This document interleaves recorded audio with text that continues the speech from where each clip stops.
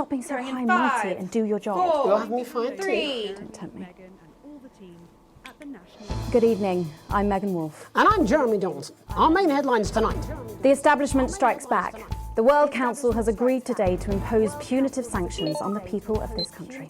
The sanctions, which are broad-ranging, include restrictions on the supply of oil and gas, food, clothing, and even some medicines. But how should we react?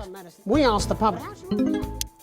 What do you think about all these sanctions? I doubt it make a lot of difference, Pet. I've lived through 2 world wars and I smoke 40 a day. And if that ain't killed me, I doubt this will either. Thanks, Patrick. Fascinating stuff. Popular Prime Minister Julia Salisbury has released a reassuringly brave statement in response to the World Council's controversial announcement. This international declaration is nothing short of outrageous. We are a democratically elected government with massive popular support. We do not recognise these sanctions, and we encourage other socially progressive nations of the world to both resist and ignore them. Advance have struck fear into the heart of the international community by showing that it is possible to have radical change for the betterment of the many. And whilst I wish we could improve other countries as much as we have our own, we do not rely on the help of others to thrive. This country is entirely self-sufficient. We are a team, now more than ever. And this team is on your side. Thank you. Defiant stuff. But what do you, the public, think of our government's stance? Robin Short found out. Hi there. Robin Short, National Nightly News. I was wondering if I could get your thoughts on the current government. I'm not really very interested in politics, really. As Mother always said, leave politics to the politicians, Malcolm. Over to you, fellas. Global mega corporation Remington's Fist today announced that trials have successfully completed on their groundbreaking male contraceptive product, Responsibility.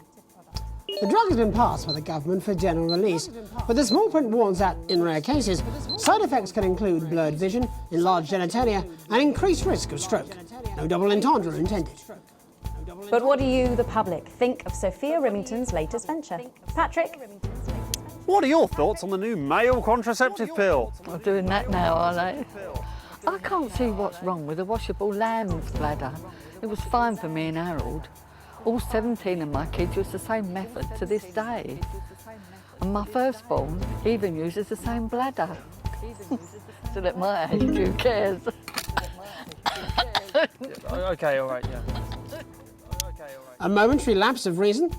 Commuters across the capital found themselves somewhat bemused by the latest stunt by controversial protest group Disrupt. In a baffling start to the day, commuters found performers outside every major station, all dressed and posed identically.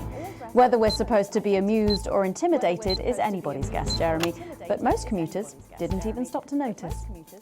Well, as long as it's not some grand contemporary dance, it's probably harmless. But how do we all feel about Disrupt and their eclectic tactics? Robin found out. Do you have any feelings about Disrupt? It's all a bit noisy for me, really. As Mother always said, leave the rebelling to the rebels, Malcolm. Bubbling up, intrepid scientist Dr. David Wong and Dr. Ingrid Sforsborg-Hawkensford today sent a blueprint of the escape craft in which they hope to finally leave Dante's taint. With expert opinions of the plan running the gamut from optimistically engineered to that looks like something my granddad made in his shed, it sounds like the unfortunate team are going to need all the thoughts and prayers they can get. So what should we think about the escape plan? Patrick Bannon again.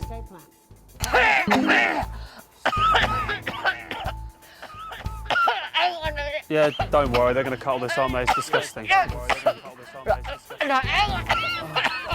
Christ. Oh, Jesus wept. Have you thought about quitting smoking? Right. No, I'm fine now. Right. Okay. What were we talking about? The trapped scientists. Oh, yeah, right. The trapped scientists. Brilliant.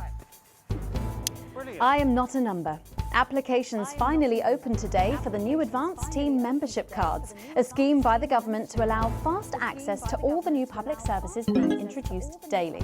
The team membership cards are entirely voluntary, but will be recognised as legal identification by all major organisations, including the police, banks and, rightfully, pubs and bars. And of course, there's no charge, Jeremy. It all seems too good to be true. Well, you've always been a cynic. But most importantly, what should you, the public, think about the new team membership cards? Team membership cards. I don't really join things as a rule. As Mother always said, membership is mostly for unmentionables, Malcolm. And finally tonight, back of the net, popular sports personality Johnny Hamsleeves and his fiancée Tiffany Lamour were spotted out today doing a little shopping for what many are already calling the greatest wedding ever. We can only assume that Tiffany's latest show, My Teenage Secretions, has sold better than expected, as by the looks of things, the whole affair's about to become more expensive than Lil C's shoe collection. I don't know who that is. But what should your opinion be of this extravagant display of wealth? Don't really care, love. Wise words there.